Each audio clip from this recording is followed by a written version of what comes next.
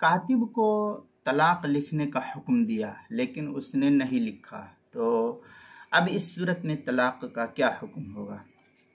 चुनांचे किसी कातिब से किसी शख्स ने कहा, किसी लिखने वाले से कहा कि मेरी बीवी की तलाक लिख दे, मेरी बीवी की तलाक लिख दे।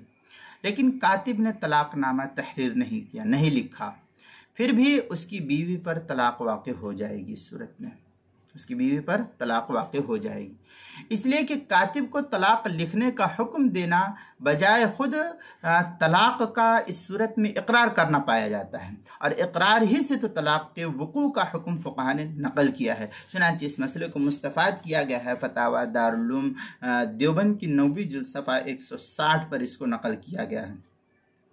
फतावा शाम के अंदर है वलौ क़ाल लिल कातिब उक्तुब तलाक इमराअती कान इक़रारन बित्तलाक व इल्लम यक्तुब।